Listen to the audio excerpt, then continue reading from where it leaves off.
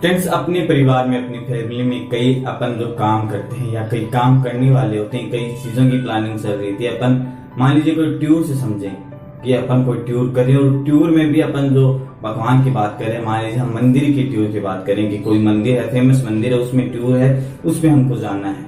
लेकिन अगर वो टूर सक्सेस होता है तो कोई बात नहीं, लेकिन अगर वो टूर सक्सेस नहीं होता या अपन वहां मंदिर में नहीं जा पाते या अपन वो दर्शन नहीं कर पाते, तो अपने परिवार में, अपनी फैमिली में कई लोग ऐसे होते हैं जो हमसे कहते हैं कि हम भगवान के दर्शन क्यों नहीं कर पाए, क्योंकि भगवान की इच्छा नहीं थी या भगवान ने हमें नहीं बुलाया था।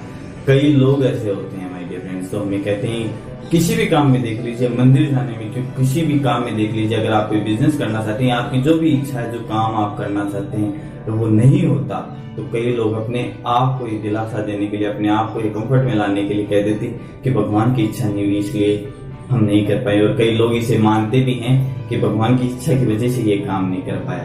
अपन कह सकते हैं वो उसकी किस्मत भी एक ऐसा वर्ड हो सकता है कि मेरी किस्मत में नहीं था या भगवान ने नहीं चाहा इसलिए नहीं हुआ। ये माय डियर फ्रेंड्स, हम सबकी पहचान होती है जो कुछ नेगेटिव होते हैं और बस अपने कंफर्ट जोन में रहकर करना चाहते हैं। वो अपने आप को दिलासा देने के लिए कह देते हैं कि भगवान की इच्छा नहीं हुई इसलिए काम नहीं हुआ।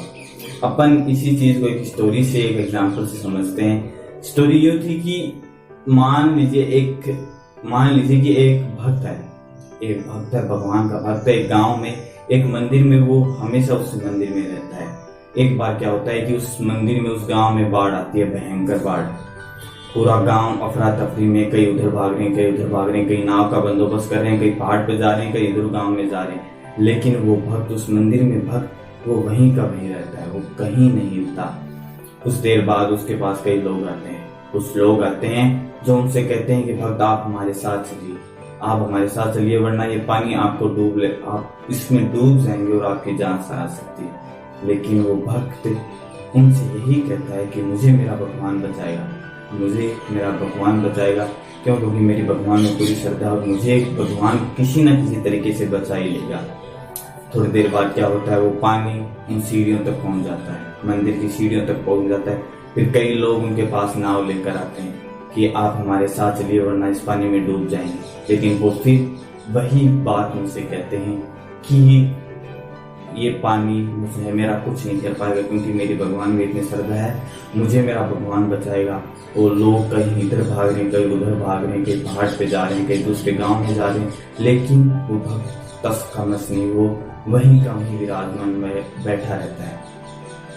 कुछ थोड़ी देर बाद वो मंदिर में पानी उस मूर्ति तक पहुंच जाता है, जिस भगवान की उस मूर्ति होती है उस मंदिर में, वहां तक पहुंच जाता है, लेकिन वो भक्त वहीं का वहीं। फिर कई लोग आते हैं, उनकी तरफ रस्सी फेंकते हैं कि आप हमारे साथ चलिए, वरना डूब जाएंगे, आपकी जान चली जाएगी। लेकिन वो भक्त वहीं का वहीं कि मुझे कोई टेंशन नहीं, मुझे मेरा भगवान बचाएगा, मुझे भगवान कहीं ना कहीं किसी न किसी तरीके से बचा ही लेगा। लेकिन कुछ थोड़ी देर बाद क्या होता है, वो मंदिर पूरा डूब जाता है, वो गांव पूरा डूब जाता है, वो सारे लोग सुरक्षित जगह चले जाते हैं, लेकिन वो भक्त वहीं का वहीं रहता है और उसकी जान चली जाती है।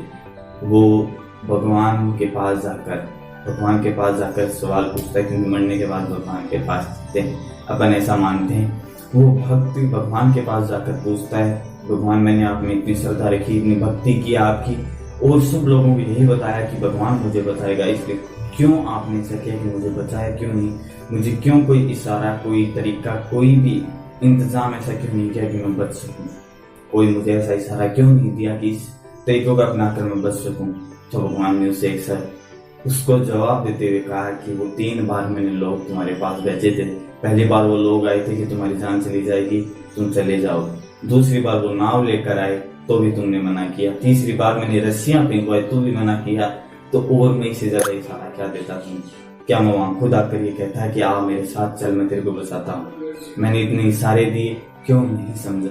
तो माय डियर फ्रेंड्स, ऐसे भक्त, ऐसे लोग बहुत से हैं आज भी ईश्वर में, जो ये मानते हैं कि भगवान मेरी नैया पार कराएगा या भगवान सब कुछ कराएगा। मेरी बात मैं आपको बताना चाहूंगा कि मैं सुबह उठ नहीं सकता, क्यों कह लीजिए, आलसी मान लीजिए, कुछ भी कह लीजिए, मैं सुबह उठ नहीं सकता। इसलिए मैं रात को यूं अपने मन में ये कह के सोता हूँ कि भगवान मुझे सुबह जल्दी उठा देना। पहले प्रिपरेशन चलती थी 10th बोर्ड्स की, तब मैं ज्यादा यही कहता कि भगवान मुझे उठा देना, सुबह जल्दी उठा देना। फिर क्या होता था, वही हर दिन की तरह सुबह 8 बजते थे, 8 बजे ही मेरी आंख खुलती थी। तो मैं सुबह उठ के अपने आप से या अपने मन में सवाल करता था कि भगवान ने मुझे आज नहीं उठाया। लेकिन फिर क्या, जैसे ही मैंने ये स्टोरी सुनी जो आपने अभी सुनी, उसके बाद मुझे ये जवाब मिला कि वो 3 बार अलार्म बजते थे, वो 3 बार अलार्म बजते थे और उन्हें मैं ही बंद करता था। वो भगवान का इशारा ही था, यूं मान लीजिए वो भगवान ही मुझे उठाना चाहते थे, नींद से उठाना चाहते थे मेरे फ्रेंड्स। तो यही हर चीज में है कि इशारे आपको भगवान कर रहे हैं, आप उनको समझिए और बस दोष मत दीजिए जो आपसे काम नहीं होता। ये कह लीजिए आप जो कामयाबी नहीं चाहते हो वो नहीं पाते, तो केवल भगवान को दोष मत दीजिए कि भगवान ने मेरा ऐसा नहीं किया या मैं ऐसा करता, भगवान ने मुझे कोई तरीका नहीं दिया। तरीके भगवान ने सब कुछ दे रखे, बस उन इशारों को समझना है। जैसे उस भक्त ने उसने वो इशारे नहीं समझे, जैसे मैंने वो इशारे नहीं समझे, वैसे ही कई लोग हैं जो भगवान के इशारे नहीं समझे। इशारे समझिए, मान लीजिए आप इस वीडियो में यहाँ तक आ गए, तो ये भी मान लीजिए क्या पता भगवान का कोई इशारा हो जो आपको बताना चाहता है इस स्टोरी से कि मैं इशारे दे रहा हूँ, आप समझ नहीं रहे। समझते रहिए माय डियर फ्रेंड्स, और इशारों का खेल खेलते रहिए। Be motivated, keep learning.